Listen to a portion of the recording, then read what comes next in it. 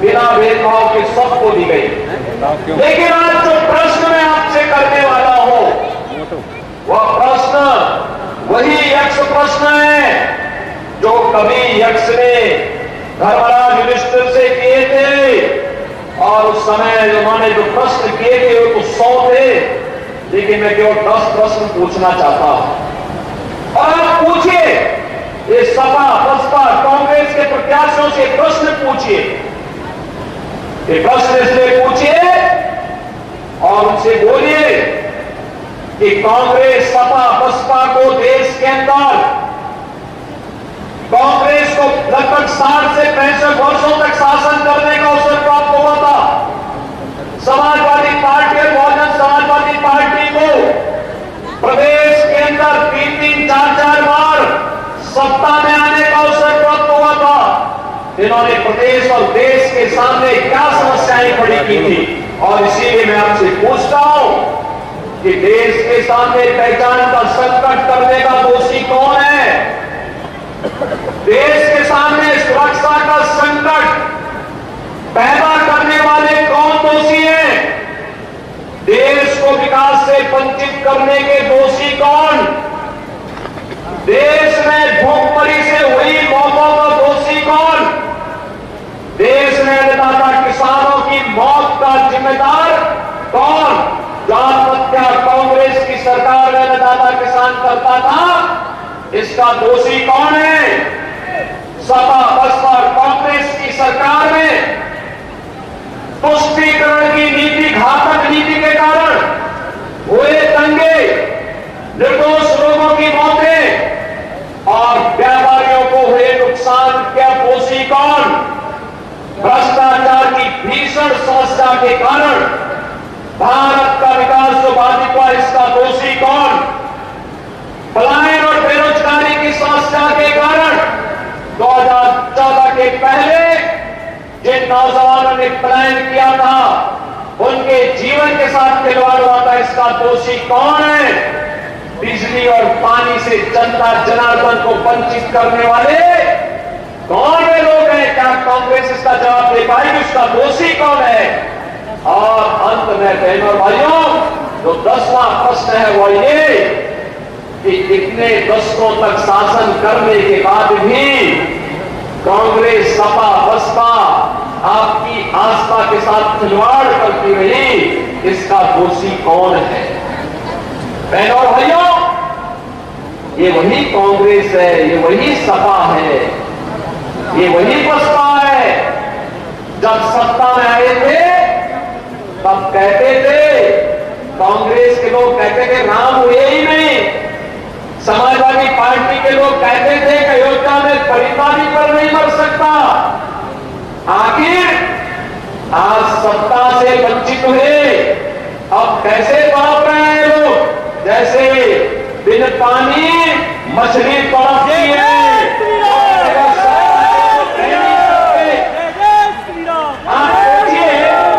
आप सोचिए, समाजवादी पार्टी के हाथ को देखिए। कल्याण सिंह जी का पूरा जीवन उत्तर प्रदेश के विकास के लिए, श्री राम जन्मभूमि के लिए समर्पित था, और स्वर्गीय कल्याण सिंह जी की जब मृत्यु हुई, समाजवादी पार्टी ने अपने संवेदना के एक भी शब्द नहीं व्यक्त किए। कल्याण सिंह जी प्रदेश के पूर्व मुख्यमंत्री, राज्यपाल, और उनकी दुखद मृत्यु पर समाजवादी पार्टी के पास संवेदना के एक भी शब्द नहीं। मुलायम सिंह जी की मृत्यु हुई, मैं स्वयं गया था, मैं सेवई गया था, लखनऊ भी गया था, सेवई भी गया था, श्रद्धांजलि देने के लिए गया था। लेकिन बहनों और भाइयों, ये समाजवादी पार्टी के यही लोग एक माफिया की मौत पर कैसे घड़ियाली आंसू बहाते हैं। आपने भी देखा होगा, एक माफिया की मरने पर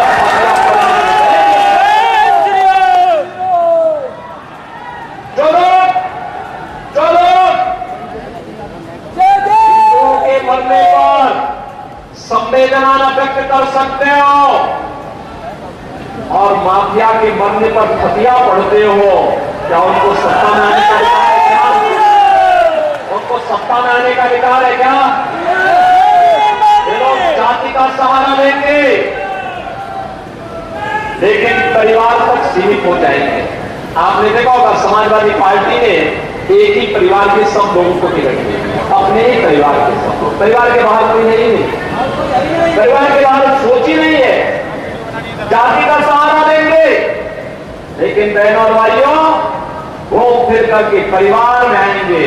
और ये तो महाभारत की धरती है, महाभारत के रिश्ते देखने को उसके सबसे अच्छे नमूने समाजवादी पार्टी के लोग हैं। वहां सभी पात्र महाभारत के मिल जाएंगे। और इसीलिए मैं आप सबसे कहने के लिए आया हूं, कांग्रेस और सपा बसपा का जो हिडन एजेंडा है उनके घोषणा पत्र से उजागर होता है।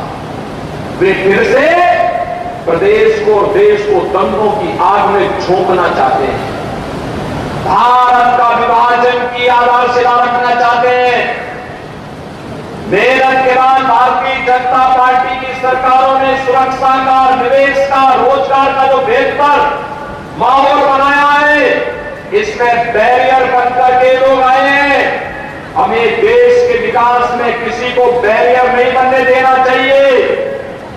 अगर कांग्रेस सपा बसपा चाहती, कांग्रेस चाहती देश की आजादी के तत्काल बाद अयोध्या में राम जन्मभूमि के भव्य मंदिर के निर्माण का मार्ग प्रशस्त हो गया होता। कांग्रेस ने तो कहा राम हुए ही नहीं, यानी हमारे आराध्य देव को अपने स्वयं की जन्मभूमि के लिए प्रमाण जुटाने पड़े। लेकिन सत्ताने लोग कर पाते क्या?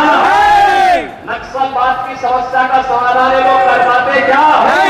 भ्रष्टाचार पर प्रहार कांग्रेस सपा बसपा के लोग कर पाएंगे क्या? सुरक्षा का माहौल दे पाएंगे क्या?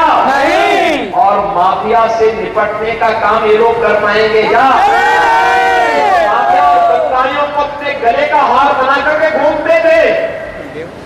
और तो भारतीय जनता पार्टी की सरकार है जो माफिया कल तक सत्ता का सरप्रस्त बन करके आम जनता को, व्यापारी को, बेटी को तबाह करता था। आज गले में तख्ती लटका करके घूमे घूमे फिर रहा, कहता साहब जान बकस दो एक बार बस। और इन माफिया अपराधियों को ठेला लगाने के लिए मजबूर कर दो। मेहनत कैसे होती है ये करना सिखाओ इनको, नहीं तो ये लोग गरीबों की आंखों पर टकैती डालेंगे, कमजोर लोगों को तबाह करेंगे, व्यापारियों से रंगदारी वसूली करेंगे, नौजवानों के हाथों में तमचा लहराने का काम करेंगे। हमें नौजवानों के हाथों में तमचा नहीं, हमें उसके हाथ में टैबलेट देना है, टैबलेट, जिससे वह एक स्मार्ट यूथ के रूप में देश के विकास में और मोदी जी के विजन के अनुरूप विकसित भारत के निर्माण में अपना योगदान कर सके।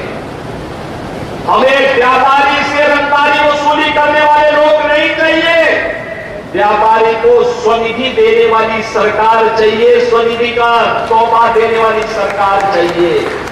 हमें गरीब और कमजोरों की लैंड पर कब्जा करने वाले माफिया नहीं चाहिए, हमें तो उन्हें स्वामित्व योजना में मालिकाना अधिकार देने वाली सरकार चाहिए। और ये काम केवल भाजपा कर सकती है। और इसीलिए मैं आया हूं कि जाति के सौदागर परिवार जाति के नाम पर आएंगे, परिवार का पेट भरेंगे और बाद में जनता की अमानत पर, उनकी इज्जत पर भी हाथ डालने का काम करेंगे। इन लोगों को दोबारा सत्ता में आने का कोई अधिकार नहीं। और बहनों भाइयों, कांग्रेस का मैनिफेस्टो, इंडी गठबंधन का, कांग्रेस सपा का जो मैनिफेस्टो है, ये तो एक खतरनाक बात जो ध्यान आकर्षित करता है। ये कहते हैं अपने मैनिफेस्टो में, जो बाबा साहब भीमराव अम्बेडकर ने कहा था, संविधान बनाते समय उन्होंने कहा धर्म के आधार पर आरक्षण नहीं हो सकता, आरक्षण का लाभ अनुसूचित जाति जनजाति के लोगों को ही मिलेगा। और मंडल कमीशन की रिपोर्ट के बाद अति पिछड़ी जाति के लोगों को इसका लाभ मिलेगा। लेकिन एक कांग्रेस और सपा गठबंधन क्या कहती है? ये कहती है कि हम लोग ऐसी व्यवस्था करेंगे कि पिछड़ी जाति और अनुसूचित जाति के आरक्षण में से कुछ हिस्सा काट करके ये मुस्लिम को देने का कुछ प्रयास करने जा रहे हैं। क्या आप इसको सफल होने देंगे? क्या हिंदुओं के हक पे डकैती डालने की छोड़ देंगे? क्या इन्होंने पहले देश को बांटा, आज ये देश को 1947 में विभाजन करने के बाद आज इनकी दृष्टि आपकी संपत्ति पर आ गई है। अभी कहते हैं हर भारतीय की संपत्ति का सर्वे करवाएंगे, सर्वे करा करके फिर ये कहेंगे इस पे विरासत टैक्स लगेगा, और विरासत टैक्स के आधार पर क्या कहेंगे कि आपके बाप दादों की जो संपत्ति होगी, घर होगा, खेत होगा, कल्याण होगा, फिर उसमें कहेंगे कि इसमें से आधा संपत्ति में विरासत टैक्स में सरकार दे रही है, और समाजवादी पार्टी और कांग्रेस के गुंडे उस संपत्ति पर कब्जा कर जाएंगे। क्या आप इसको स्वीकार करेंगे? क्या इसकी मंशा स्वीकार होने देंगे? क्या? और इसीलिए बहनों और भाइयों, मैं आप सबके बीच में आया हूं आपसे अपील करने के लिए। मोदी जी ने देश को एक विजन दिया है, विकास का, सुरक्षा का, समृद्धि का और नए भारत का। आज दुनिया में सम्मान बढ़ा है, सुरक्षा का बेहतर माहौल हुआ है, आज भारत को दुनिया में कहीं भी जाकर सम्मान मिलता है। नौजवान आज एक सही राह पर आगे बढ़ रहा है। भारत को विकसित भारत के सपने को साकार करना है, और विकसित भारत के उसी सपने को साकार करने के लिए आज मैं आपके पास आया हूं। आंवला में धर्मपाल जी ने कई बार प्रयास किया कि मैं यहां आऊं। पिछले विधानसभा चुनाव में मैंने कई बार प्रयास किया था, कार्यक्रम नहीं बन पाया था। आज बहनों और भाइयों, मुझे यहां आने का अवसर प्राप्त हुआ है, और इसीलिए मैं आप सबका आह्वान करूंगा, हम लोग किसी के बहकावे में ना है। जो देश के लिए है हम उसके साथ में हैं, जो देश के साथ में हम उसके साथ में हैं। क्योंकि जीवन हमारा है, सुरक्षा भी आपकी है, देश भी आपका है। तो जब देश आपका, सुरक्षा आपकी, वोट आपका, तो सरकार भी तो आप ही की होनी चाहिए कि नहीं होनी चाहिए? इसीलिए मैं आया आपसे कहने के लिए, या केवल और केवल भारतीय जनता पार्टी इसकी सुरक्षा की गारंटी दे सकती है। प्रधानमंत्री मोदी जी ने विकसित भारत और आत्मनिर्भर भारत की बात की है, और केवल भारतीय जनता पार्टी कर सकती है। लेकिन बहनों और भाइयों, इसके लिए आपको अपने स्तर पर भी कुछ सहयोग करना पड़ेगा। मुझे एक बात बताओ, क्या देश से बढ़कर के कोई है? क्या देश से बढ़कर के हमारा स्वयं का स्वार्थ हो सकता है? क्या अरे देश का हित होगा तो हमारा भी हित हो जाएगा उसी में। और इसीलिए चुनाव के दिन सबसे पहला काम मतदान, पहला काम मतदान, और दूसरा कार्य यह देख करके कि देश के हित में, देश के विकास के हित में, देश की सुरक्षा के हित में, भारत की सनातन आस्था का सम्मान करने वाली सरकार चाहिए, और वह केवल और केवल भारतीय जनता पार्टी होगी। और इसी के लिए मैं आपके पास आया हूं। बहनों और भाइयों, इस क्षेत्र का, यानी आंवला क्षेत्र से तो मुझे कई बार मेरे साथ में हम लोग साथ साथ काम किए। स्वर्गीय राजवीर सिंह जी, कई बार हम लोग संसद में साथ साथ थे। मुझे गोरखपुर से 5 बार सांसद बनने का अवसर प्राप्त हुआ था, और इसमें स्वर्गीय राजवीर सिंह जी हमारे साथ, हम लोग साथ साथ सांसद थे। आज हमारे बीच में उनका पुत्र यहां मंच पर भारतीय जनता पार्टी के लिए कार्य कर रहा है। वो सर्वराज सिंह जी भी थे, लेकिन हो सकता है कि कुछ विचलन हो, लेकिन देर आए दुरुस्त आए। अवश्य उनका आशीर्वाद भी भारतीय जनता पार्टी के प्रत्याशी को प्राप्त होगा, देर से देर जरूर प्राप्त होगा। और मैं चाहूंगा कि कहीं भी भटकाव नहीं होना चाहिए। हम राष्ट्रवादी मिशन के साथ जुड़े हैं, राष्ट्रवादी मिशन के साथ हमें आगे बढ़ना है, और इसीलिए मैं आप सबसे अपील करूंगा कि हमें भारत के हित के लिए मोदी जी को तीसरा कार्यकाल देना है, क्योंकि मोदी जी के तीसरे कार्यकाल में पहले 3 वर्ष में ही भारत दुनिया की तीसरी बड़ी अर्थव्यवस्था बन जाएगा और वह हर भारत के लिए गौरव की बात होगी। आप चाहते हैं कि भारत दुनिया की एक ताकत बने? आप चाहते हैं भारत दुनिया की एक ताकत बननी चाहिए? यह काम केवल भाजपा कर पाएगी और इसके लिए आंवला संसदीय क्षेत्र के मतदाताओं से मैं अपील करूंगा, मेरी अपील होगी आप सबको मोदी जी का और योगी जी का प्रतिनिधि बनकर के घर घर जाना होगा। जाएंगे? घर घर जाएंगे, लोगों से अपील करेंगे और स्वयं भी धर्मेंद्र कश्यप बनना पड़ेगा। बनेंगे?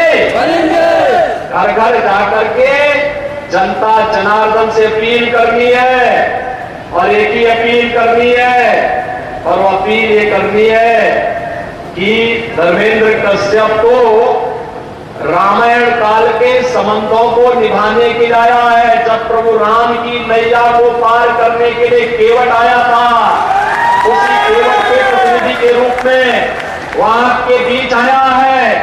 इस क्षेत्र के विकास को एक नई ऊंचाई तक पहुंचाने का काम करेगा। क्या इस संदेश को लेकर के जाएंगे? और इसके लिए कमल फूल पर आपको भारी बहुमत से धर्मेंद्र कश्यप को विजयी बनाने के लिए कार्य करना है। करेंगे आप सभी लोग कार्य? लोगों से करवाएंगे भारी बहुमत से?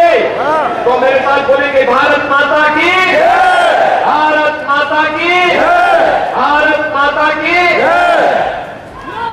इस पावन धरा को नमन करते हुए मैं आप सबका हृदय से स्वागत करता हूं, अभिनंदन करता हूं। बहनों भाइयों, मुझे बताया गया कि यह क्षेत्र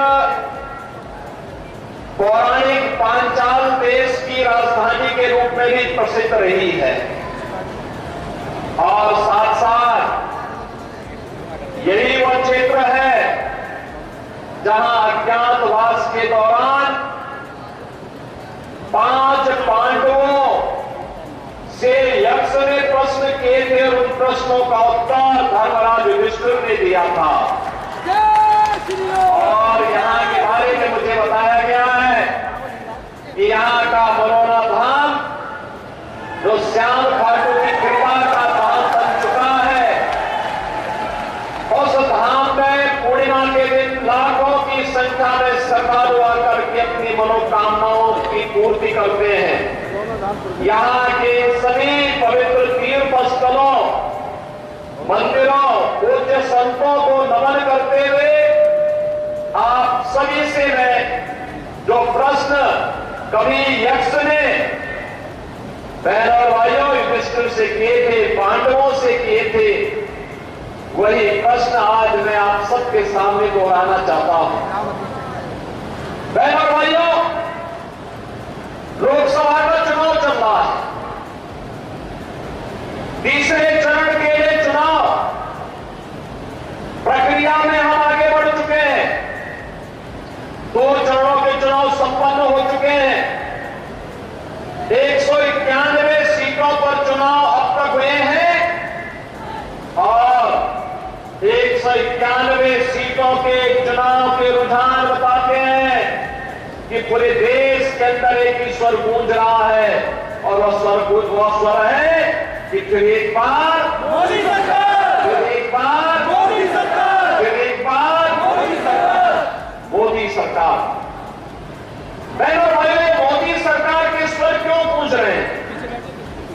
इसका कारण है मोदी जी ने 10 वर्ष के अंदर देश की कायाकल्प की है, भारत को एक नई पहचान दी है, भारत का दुनिया के अंदर सम्मान बढ़ाया है, भारत की सीमाओं की सुरक्षा की है, भारत के अंदर आतंकवाद और नक्सलवाद की समस्या का समाधान किया है, विकास के बड़े बड़े कार्यों को बिना भेदभाव के देश के अंदर लागू करके भारत को दुनिया की एक बड़ी ताकत के रूप में स्थापित करने के लिए कार्य किया है।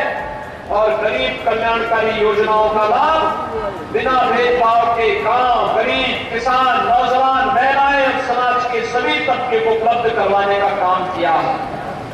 बहनों भाइयों, आज भारत का दुनिया के अंदर सम्मान है। 140 करोड़ भारतवासी जब दुनिया के अंदर जाता है, आज सम्मान की निगाहों से देखा जाता है। लेकिन 2014 के पहले ऐसा नहीं था। आज भारत की सीमाएं सुरक्षित हैं, लेकिन 2014 के पहले ऐसा नहीं था। 2014 के पहले दुश्मन कभी भी भारत की सीमा में घुसपैठ कर जाता था। आतंकवाद और नक्सलवाद 2014 के पहले सिर चढ़कर के बोलना था। आज आतंकवाद और नक्सलवाद की समस्या का समाधान हो गया है और अब तो कहीं जोर से पटाखा भी फूटता है ना, तो पाकिस्तान सफाई देता है कि नहीं, मेरा इसमें हाथ नहीं है। ये वही हिंदुस्तान है 2014 के बाद के हिंदुस्तान को पहचानो। आज हाईवे बन रहे हैं, रेलवे के काम हो रहे हैं, मेट्रो की लाइन बिछ रही है, रैपिड रेल बन रहे हैं, IIT, one district medical college, IIIT, NIT, world class university, ये सभी बन रहे हैं, नए उद्योग लग रहे हैं और घर नल की योजना भी लागू हुई है। और यही नहीं बहनों भाइयों, गरीब कल्याणकारी योजनाओं का लाभ इस रूप में 80 करोड़ लोगों को फ्री में राशन की सुविधा का लाभ, 60 करोड़ लोगों को 5 लाख रुपए की स्वास्थ्य बीमा का कवर, अरे यहाँ मत खड़े हो बोस। 50 करोड़ लोगों के लिए बहनों और भाइयों जनधन अकाउंट खोलने का कार्य, और यही नहीं 12 करोड़ किसानों को किसान सम्मान निधि का लाभ, 12 करोड़ लोगों के घरों में शौचालय का निर्माण, 10 करोड़ घरों में उज्ज्वला योजना की रसोई गैस के सिलेंडर मोदी जी ने कनेक्शन दिए। होली और दीपावली में उत्तर प्रदेश सरकार फ्री में रसोई गैस भी उपलब्ध करवाने का काम कर रही है उन लोगों को। बहनों भाइयों,